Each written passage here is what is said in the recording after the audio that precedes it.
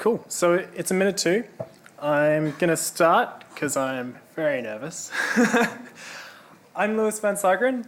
I work at the very lovely Mighty Games Group, and I'm going to take you through scaling some web services today, or how I go about doing that. Easy, right? To be clear, before we start, when I say web service, I'm referring to a service that responds to a HTTP REST request. So GET being any time you go to a website, that's a GET request, or POST, push, delete, and the rest of them. That's the only scripted pun. So what are we going to cover? First, we're going to have a look at free-to-play and what that kind of means in terms of constraints and things you should consider. Basically the things that set free-to-play apart from your normal scaling issues. Then we'll go over some options for scaling. We're going to look at some technology stacks and hosting options. But there's a few other bits and pieces, odds and ends that we also need to look at that relate to scaling that you can't really afford to ignore. So we're going to go over those too. That includes maintenance, security, some useful tools that you'll probably need for development. And we're going to talk a little bit about cheating at scale and what that means, specific to free-to-play games, but that's probably can be applied generally too. And then we're going to round it out with an example of customer support, and that's pretty much exactly how we handle customer support at Mighty Games Group. So hopefully there's something to learn there, or maybe I can learn if it's feedback. And then we're going to look at leaderboards, and the leaderboards are informed by some work that we did in Crossy Road on pecking order. I'm not going to be going over the specific implementation of it, but it will be the learnings from that. Big thanks to Hipster Whale for letting us talk about that as well. So free-to-play constraints. Most of you probably already know, but free-to-play games scale with value. With volume. And what I mean when I say that is each player is only worth a small amount of money, but because we have so many together, it makes commercial sense.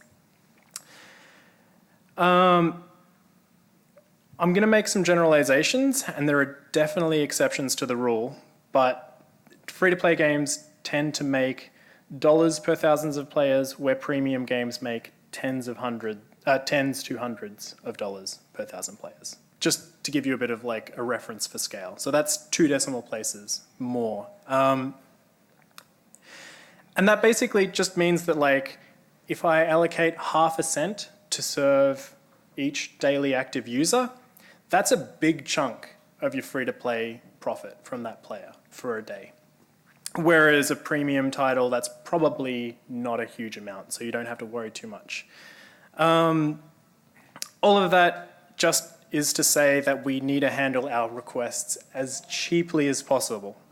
So scaling is more than just about performance, it's about not breaking your bank as well so that you can continue to make games. And honestly, that's a bit of a theme for this talk, making your requests cheap. So keep that in mind as we go through.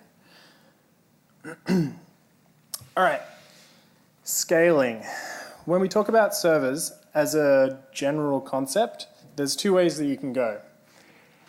You can go vertically. Now that's bigger servers, more CPU cores, more memory, bigger kitchen sink. Or you can go horizontally. And that just means lots of pickaxes instead of one. I personally think that these days there's only one way to scale. And that's because you're going to hit a pretty big ceiling with your vertical scaling, because there's only so much like raw power you can pack into a computer, and it becomes really expensive. So horizontal at the moment is the only way to do it. And there's a lot of support with cloud providers for horizontal scaling.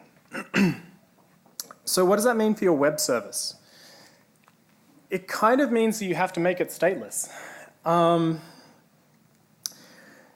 And what's stateless? Wikipedia says, a program is described as stateful if it is designed to remember preceding events or user interactions. So stateless must be the opposite of that, right? Kind of, mostly, yeah. I like to think of it like this. We're scaling horizontally. We have many pickaxes. When I make a request to our pickaxe cloud, I'm going to be served by one individual pickaxe. Keeping with the analogy. The next time I request something, because remember, like, this mobile title is probably going to make more than just one request to a leaderboard or a customer support portal. So the next time I go and I talk to our pickaxe cloud, I'm going to be talking to a different pickaxe. And if the code that I write relies on that first request be existing, say cached in memory, or having some kind of a state that's set up by that first request, you're going to have issues because you can't guarantee that that server is even going to exist. We're going to be provisioning new servers, deleting old ones as your demand goes up and down. So that's what stateless is to me, essentially being able to handle a request on any instance, disconnected from your initial request. So that's your traditional scaling. I think that there's also another way to scale with software architecture. So firstly, you can make less requests, which might sound a bit funny. But if you think about it, it kind of makes sense.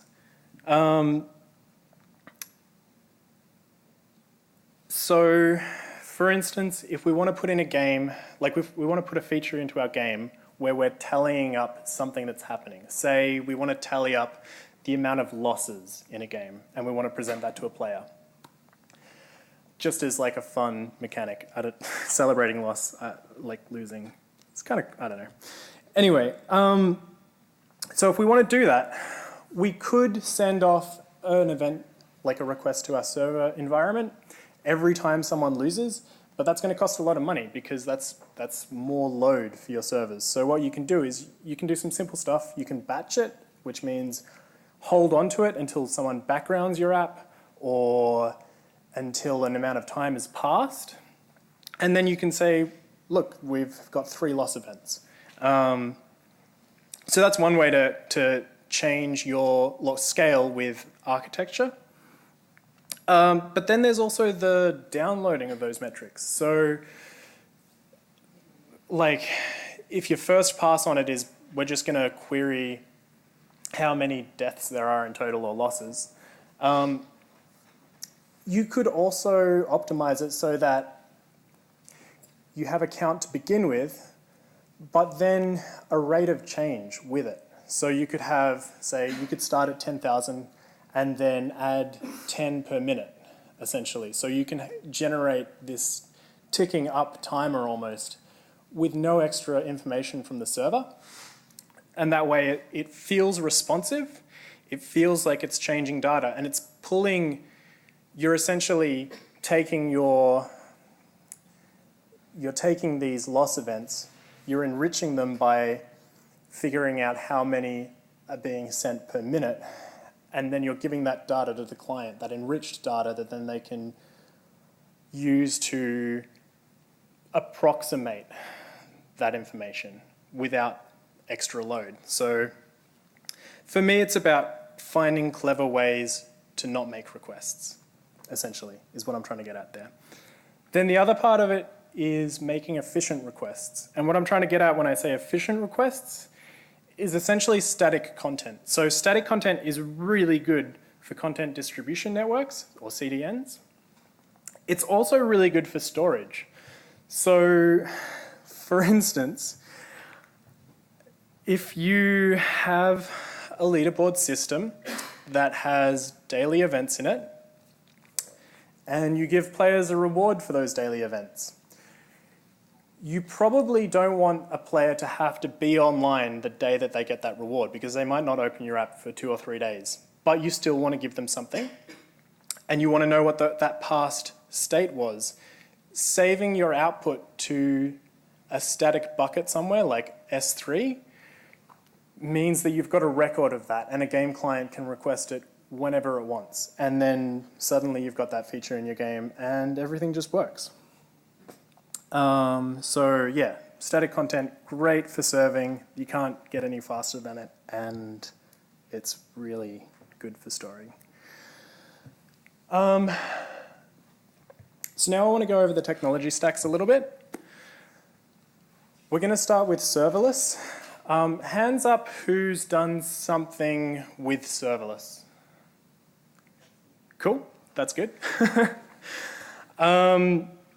Essentially what we're talking about with serverless is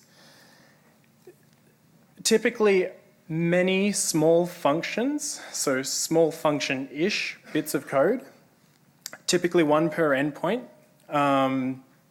that's hosted in a way that completely abstracts away your traditional server or instances that you're actually running your code on. Now, they come with a lot of advantages, so I don't need to worry about provisioning servers to run my code. I just can think of this abstract concept of a block of code that's going to run somewhere. I don't need to worry about the physical server, like the security of the physical server, or the security of your operating system. That all gets taken care of for me, which is really powerful. We really like it for systems where you don't have a lot of load, you don't have a lot of requests, because you can really deploy it there, and it can take care of itself for the most part. You only need to update from one major LTS version to another major LTS version with your programming languages or your libraries, that kind of thing. But there's a downside of serverless too, because someone's taking care of your servers, they're worrying about provisioning, it costs a lot more. So we use Amazon Web Services for this with Lambda and API Gateway. And to give you a bit of an idea, API Gateway by itself costs $3.50 per million requests. That's before you're paying for Lambda, which is processing your code, and that's before you're paying for your database. That's like just to get your HTTP call to Lambda. It's $3.50, which doesn't sound like a lot, but if you're aiming to have 1 million requests a day on your one feature, which isn't too ridiculous for a mobile free-to-play game, that will definitely start adding up. So it's something to keep in mind. Convenient, really good, but expensive. There are other options out there though. Recently I've had a look at Cloudflare Workers. It has some pretty strict constraints that you need to work within, but it's a cheap option if you can manage to make it work. And when I say strict constraints, I mean you're allowed one function on anything less than their enterprise plan. So you pretty much have a domain name, that's your serverless function, and then you have to handle each essentially endpoint in the one block, and you need to package it up with, it's a node package. It's meant for minifying code, but they say use this and it crunches it all down, and you get up to 1 megabyte of code, which, again, if you can make it work, it costs 50 cents per million requests, which is extremely cheap compared to the Lambda alternative. They've also got a alpha preview of a database system that they've got. It's eventually consistent reads, which works in really well with it, and it's super quick. There's also Azure Functions and Google Cloud Functions, but unfortunately I haven't looked into those enough to present on them.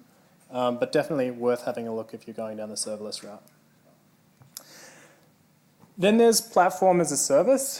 So this is a step towards your more traditional, we're going to have a server and it's going to serve traffic. So in terms of platform as a service, you've got Elastic Beanstalk, you've got Google App Engine, Azure App Service. They're all good solutions, but what you're doing is essentially you're using their services to provision more servers and remove them from your scaling group, essentially. So it's very good for taking care of like your low-level stuff. So your load balancer, provisioning, like I just said. Takes a little bit longer to set up deployments than, say, your serverless options would. But the big advantage of this is you're paying upfront for your instance, and it doesn't matter how much traffic you send through. You're paying for bandwidth, but not a lot else. So if you've got a high volume of traffic, it's definitely better suited for that. I'd say probably when you're looking at anywhere between 500,000 to 1 million requests per day, you should start looking at Elastic Beanstalk or another platform as a service for hosting. But they still manage a little bit of the security stuff for you. So every time a server goes offline and you spin another one up, you're going to get the latest minor version updates for your operating system. And you can build scripts in that'll like update your node package or whatever you want to use to program with and your libraries. So you can script a lot of that into your solution, which is really powerful. Then there's Kubernetes. Hands up who's heard of Kubernetes. Cool. Kubernetes kind of came out of Google. They had a system that they called the Borg, I think. And essentially, it was Google's solution to hosting Docker containers. Hands up who knows Docker? Familiar with it? For those of you that don't, you're pretty much you're defining your entire environment in a kind of a function. Start that again. You're defining your container with specific versions of libraries that's predictable so that you know your code's going to run the same every time.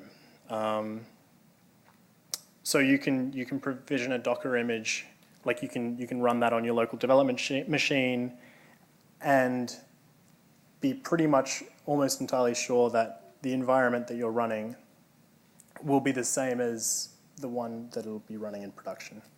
Sorry, it's a bit of a butchered explanation. So Kubernetes is essentially the hosting option for that. It's going to orchestrate deploying those Docker containers to actual servers, like your virtual private servers.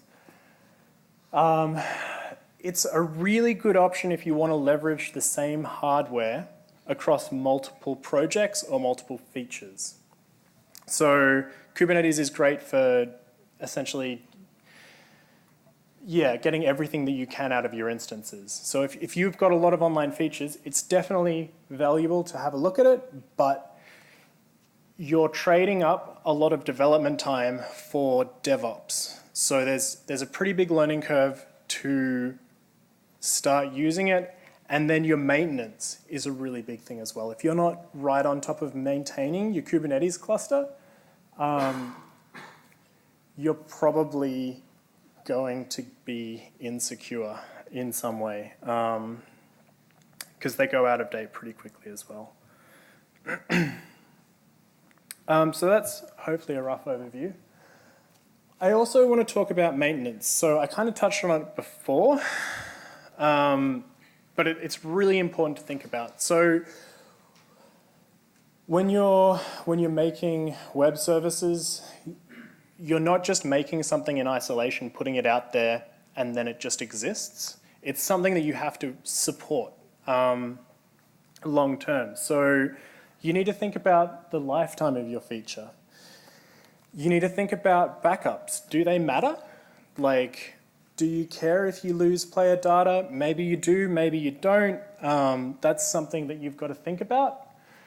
You've got to think about your LTS schedules.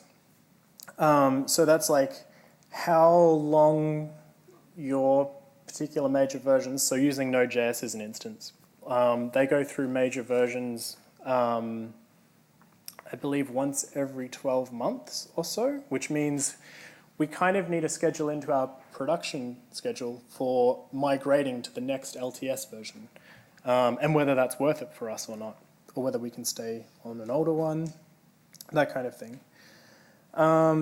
You also need to think a little bit about technical debt, because it's really quick to create serverless stuff, but it might not be that extendable going forward, and that might be okay if it's just a little feature in its own self-enclosed part of the game. Like, that could be fine, but still definitely worth thinking about.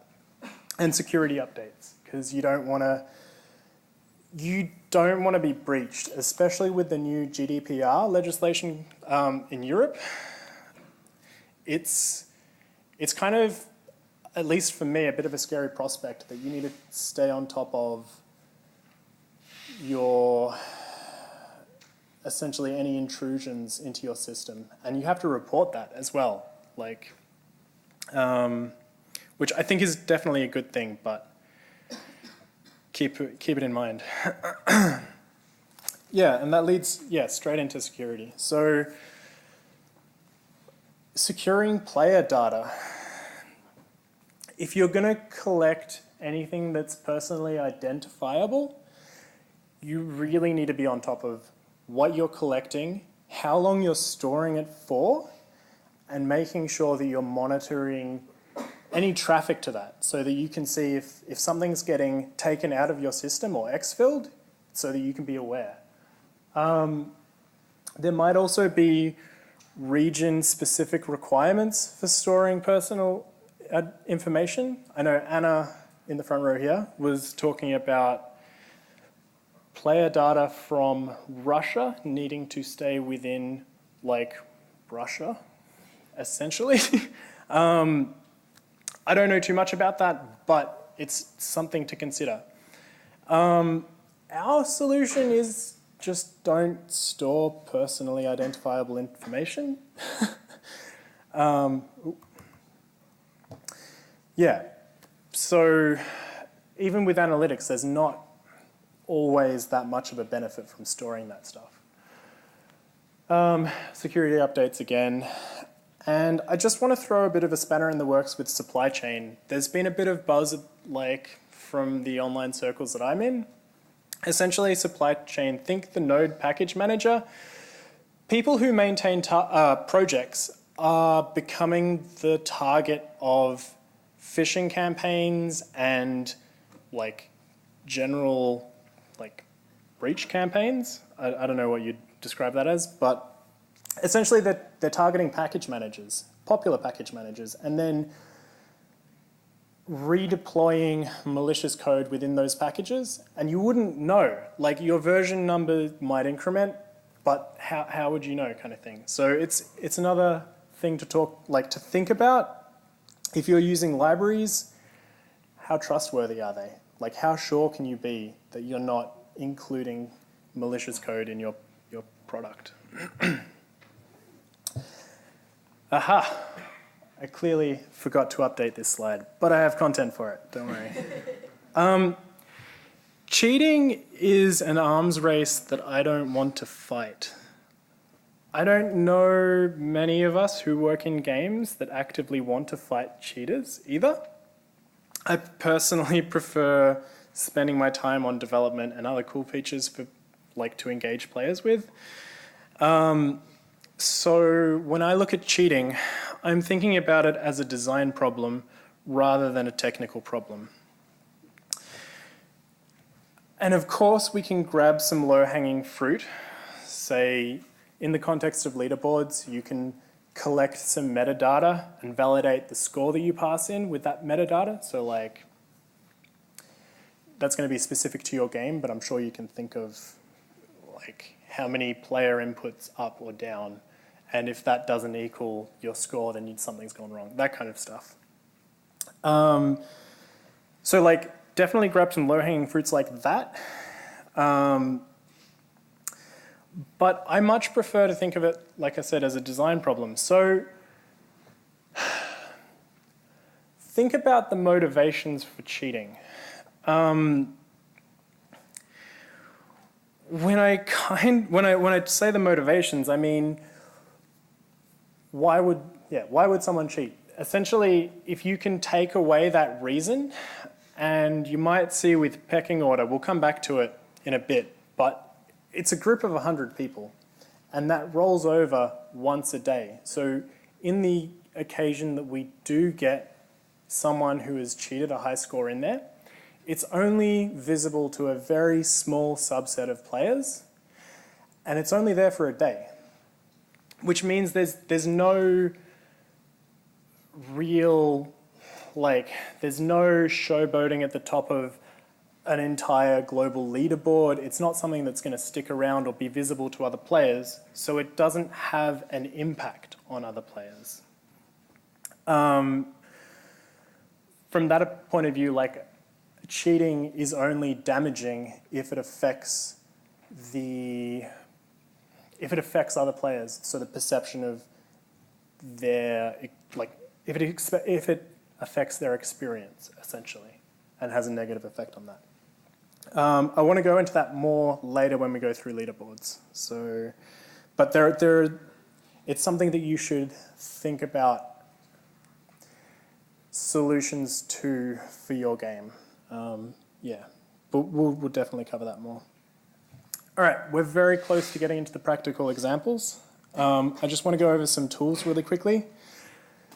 So use something for API development. This is a tool called Postman.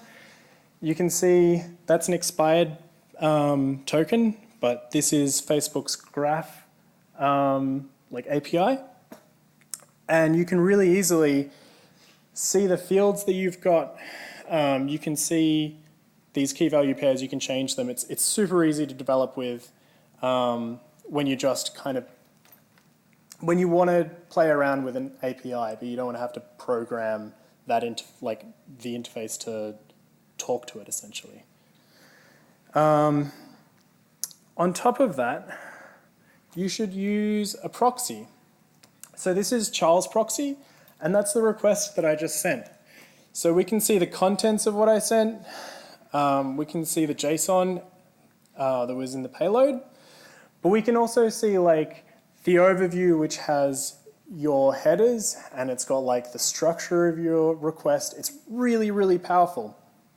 Now I did this from I intercepted a request from my local computer, but you can set this up with mobile devices too. And the amount of time that this has saved me with bugs in the game where you're like, how could I have possibly gotten to this weird state? And it's an online feature. You can just listen to the requests and see what's being sent out and really clearly see what's happened. So very handy. Charles Proxy or Fiddler is good for that, but I'm sure there are other ones around too. Load testing is a really important step that a lot of people kind of forget. I've used JMeter. We used it, and it was really good. It's got features where you can essentially deploy JMeter to a VPS, a virtual private server. We deployed it to 15 regions around the world. And we ran it as hard as we could, simulating about 24 million player sessions over 60 hours, just to make sure that if we did get a large influx of players, that we could handle that load. And this is really important. If you're going to be spending thousands of dollars or hundreds of thousands of dollars advertising your game, if you can't handle that load, you're wasting money and you're going to lose a lot of money. I can go over that more probably after the session if anyone's interested. then you really need to think about kill switches. So in the case that say you've broken your economy, that's bad because you're going to be affecting players that are currently in your game. Say you have a free coin bug. It's probably not the best thing, but you're not going to lose, like actually lose money from it. You won't gain more money, but your bank account won't be going down because of it. But with a server-side bug, say you accidentally change your request time to happen once every 2 minutes to once every 2 seconds, and you push that out live. Holy shit, we're flooding our servers where if we're serverless, it's going to handle that load. It's just going to drain your bank account. So really critically important that you put something in there to stop that, especially when you're early on in development. Unity has a really good remote config tool. It's the perfect, it's really simple to use, probably pretty perfect for this, but you can also put your own solutions in, just request a static file with a 0 or 1 in it, and that can turn it on or off. Or you can put some extra config in there. So yeah, don't forget to put kill switches in. Almost last bit, just quickly, database hotkeys. Maybe some people don't think about it. It's particularly important with NoSQL databases, but some of your keys might be used more than others. Say you've got a particularly engaged user. It's really important to make sure that they're distributed evenly. So if you've got, say, your engaged player with 500 characters and you load all of those at once and they're all keyed to, say, ID 1, you're going to have a bad time. And when you're looking at it, specifically with DynamoDB, your instance size, so the amount of requests one particular instance can handle, and it's the way that they break it up with the scaling, that doesn't go up. If you're just smashing one key, even if you throw 10,000 read units at it, that's not going to give you any more scale on that one key. That's going to give you scale across your entire set. So yeah, really important to think about. And lastly, monitoring and alerts. This is a bit of an old one. We like to use Slack at our company, so it's pretty natural to put our alerts directly into Slack, and then we've got a channel which, if you're bold enough to join, will page you when something's on fire. But if you look at this this alarm, we've actually set it on request latency. That's a metric you can get straight out of Amazon Elastic Beanstalk. And it's a really good way of seeing that your system is unhealthy before it starts to fall over. So we had about 15 or 20 minutes of lead time when our system started struggling, I guess you could call it. So you could get on there and do some intervention before the whole thing fell over, and that saved us quite a few times. So that's essentially what I wanted to go over in terms of concepts and tools. And you've probably forgotten most of it, which is okay, because we're going to go over it again really quickly in the context of customer support and leaderboards as real examples. So this is Spiffle, a game that we just launched, shameless plug. You can see that we've built customer support straight into the game. So this is the options screen. Customer support is the second one down. When you click on that, you're going to be taken to the bug report page. Now that's got your privacy policy, again, very important to have. But the thing that you don't see is the data that we've sent with you. So this is a GET request. Again, that's your typical request when you go to any website. I'm sure most of you already know this. But we've got V up there, which is your version number. You've got OS. Now, there are a few funny characters in there which aren't HTML safe, so we've base 64 encoded that. That's essentially so that we can put anything that we want in there and it'll stay safe in the URL. That's what base 64 is. You've got D, which is device type, M, Google Play, your marketplace, HL. Now this is really interesting. It's actually Scott's idea, his addition. It's metadata about the game. So for us, it's really handy if someone's having a bug in the first couple of levels. Like that's really important information to us. So we've got the highest level unlocked and then the most recent level because that's probably the one that they're talking about, like where they've experienced that bug. Your game's going to have metrics which are specific to it. Include those in your bug reports. And again, we post it straight to Slack. So it's there for customer support to deal with. We also were thinking about putting in payment attempts in there as well, and including potentially like receipts that we could validate. So if someone says, I tried to buy such and such item, we can see that. We can see that it was attempted to purchase and then user declined or whatever result. We haven't implemented that yet. I have no idea if it will be useful, but I think it's super exciting and a cool idea. Cool, so we've got our bug report. You probably need to give that player something back for not only like the inconvenience of going through your bug, but also if they've lost something. Say they were a paying customer and we lost their data.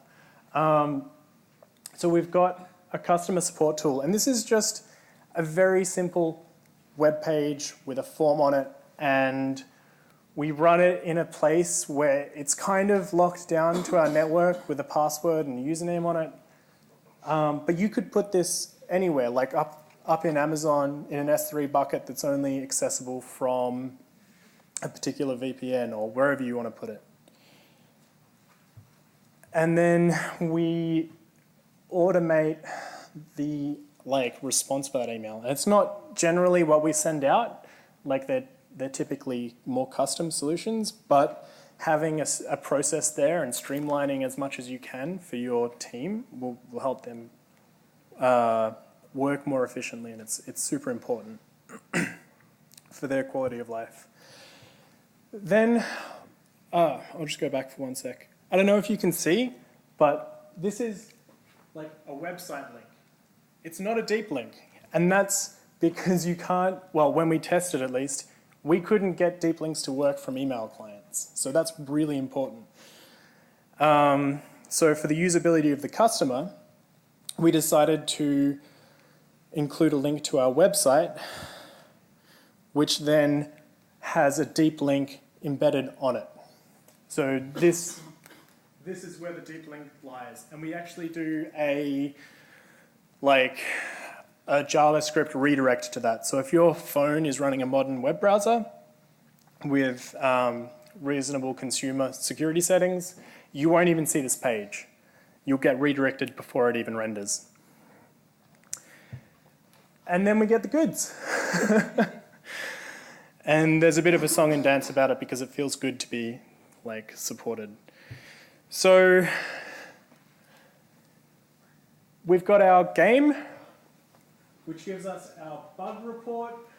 That's our website, so our S3 static website. That goes to our customer support team. We also get emails in. You've got your customer support portal where you create that, I guess, payload or whatever you want to call it. You send that link that you created to the player, which isn't included in this graph, sorry. Then they reconnect with that through the game, through your deep link, and that queries your customer redeem endpoint. So that's a Lambda serverless, that's a Lambda function that we've got running through API Gateway. And this kind of hits home what I was saying before about the right architecture or the right stack. for the job. This is a system that we use across all of our games. When we make an improvement, all of our games are improved by this system. And it's something that we don't actually change that often. So having it in a serverless environment, we don't need to think about whether the servers are healthy. We don't need to provision resources just for that. We can assume that that's going to be pretty like write and forget. So, and there's not a lot of traffic on it, so it's the perfect place. So that's customer support. I've got 10 minutes, so I'm going to try and get through leaderboards pretty quickly as well, and then have time for questions, fingers crossed. Before I talk about leaderboards, I want to make some assumptions here. And again, generalizing, and you should replace these numbers with your numbers, like specific to your game and your research, if you haven't launched yet. But basically, we've got 100,000 daily active users that we're going to service. We've got an average sessions of 2 per daily active users, so a player's going to open it once and then open it again. Again, like this is just made up numbers. You should put your numbers in here. Now each session that a person plays, I'm going to assume that they're going to open the leaderboard on their phone 6 times. And I'm going to assume that they're going to beat their score twice, so their personal best, and we're going to upload a new score for that. And then also assuming that we've got 4 kilobytes per read. So that's like when we pull down a leaderboard, we've got 4 kilobytes of data, which kind of looks like that, which is a lot of data. I mean, it's also not a lot of data, but it's a lot. I should also say, I won't be covering the specific implementation of Crossy Road's pecking order. Like I said at the start, just going over that again, but this is sharing some of my own opinions on leaderboards in general and giving you a rough rundown of how I would go about creating it now, essentially having done it once. This is also the part that I ran out of time to do cute graphics, so sorry. Kill switches. You have to have them. I said it at the start. Leaderboards are the same. Put them in your game, please. Don't DDoS yourself. Use cheap requests. So, like I was saying before, if you process your database, run your data enrichment on that once, and then output that to a static place. That if you're running in Amazon, use S3. If you're running a cluster of actual VPS, like virtual private servers, you can cache that in memory and you can refresh that once a minute if you want. However you do it, make a static version of that so you're not constantly reading from your database. Hell, you could even put Cloudflare or CloudFront, like a CDN, in front of your leaderboard, and that's going to do some caching for you. You just have to think about the levels of caching then, because you could cache a cached response and that would take a lot longer than you would think to come through. Anyway. I also want to talk about local caching.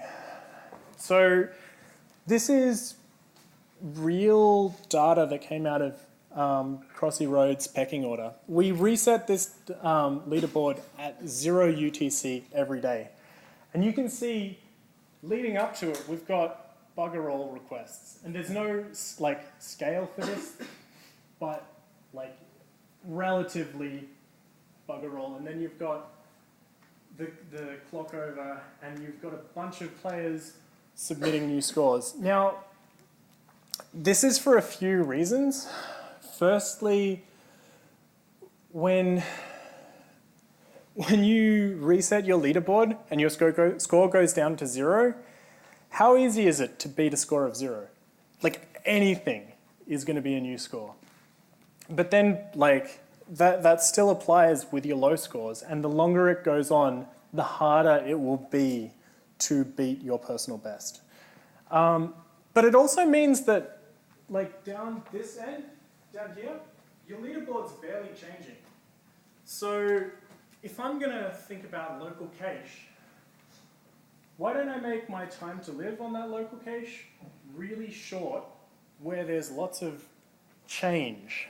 So I could change that TTL to 1 minute quite comfortably and still have enough caching there.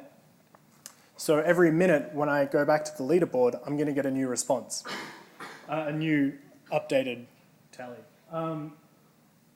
But as I get further down, I've still got a bunch of people playing the game here. They're still playing and trying to beat scores and looking at their leaderboard. But I don't need an update on that. Because it's not changing. So I could set that to 10 minutes or half an hour. Or essentially you should play with that time to live till you get something that's comfortable and feels good.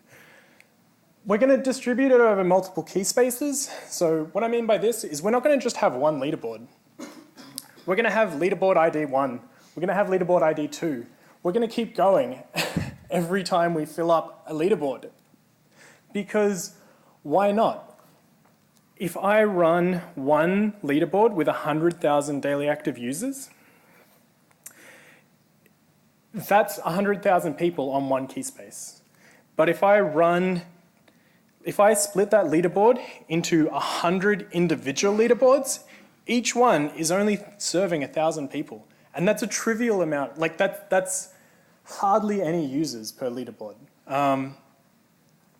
So yeah, definitely worth considering splitting your user base up over multiple key spaces where you can. The other part of this is only validate when you need to validate. Before, when I was talking about metadata and collecting that for your easy wins, you don't need to validate on the bottom 10% of your score. Like if someone scored 1 or 2 in your game, who cares if that's cheated? That's not impacting anyone. You only need to validate and run extra logic on things that are going to impact your user base. And this kind of goes as well for if you see scores that are particularly unusual, like unusually high, you can just throw those away.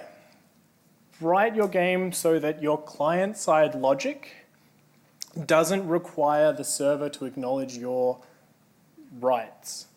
Like locally serve that. And that's for a few reasons. Like if someone's cheated your system, you don't want to tell them that that request failed, because what's the difference to you? You're going to throw that away and they are going to feel like their job is done. They're not going to try and like beat their score, their cheated score again, if it already says in their game client that they're top. Like that's giving them validation while still protecting your user base. Yeah, sorry, I went on a rant there, but yeah, only validate when you need to. Combating cheaters with the mechanics. Like I was saying before, let's say that 1% of your user base, of your 100,000 players per day, are cheaters. That's 10,000 cheaters a day. That kind of feels a bit ludicrously large for what I've seen. I don't know what you've seen, but we definitely, I've never seen 10,000 cheaters a day in our leaderboard. So we have 10,000 cheaters. If we split leaderboards up into, say, 50 player leaderboards, that's like 1% of players. You've only got a 50% chance that a cheater is actually going to land in a player's leaderboard to begin with. So like just by constraining your leaderboard size, you're cutting that from like your top 10,000 players in your leaderboard to maybe 1, if that. Like with that one small change. That's really powerful. So that's kind of what I mean by like combating cheaters with mechanics. And I wish I could go deeper into that, but I don't think I've got time. I will talk really quickly about Toon Blast. So they've got a leaderboard system and they do exactly this. I don't know whether it's intentional, but I'm going to praise them for it. You've got your star tournament. That's 50 players. You've got really easy things that you can validate. So each time you win a Toon Blast game, you can win like up to like between 1 and 3 stars. So you don't need to validate any server like any gameplay logic. You can just say, is this less than 3 stars? Cool. And then maybe you rate limit, like you only let them submit 1 game every 20 seconds. And that's going to keep these scores reasonably achievable to any player, and you could essentially,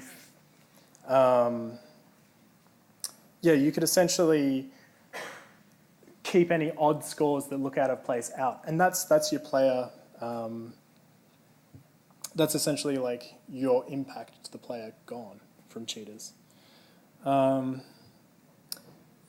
I don't think I've got time to go over the last bit, but just with caching, we can take our writes down from, our reads down from 1.2 million to 400,000 just by caching them. So that brings it down to like $1.20 per day to serve your static content and $1.80 to serve it through Lambda. Yeah. So there's a lot of things that you can do to improve that. I don't think I've got time for the recap, but questions? Do we have time for questions? 1 or 2 questions?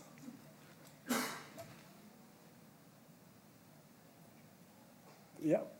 I assume most of this is all basically Mighty Games only sort of usage, private API sort of services in it.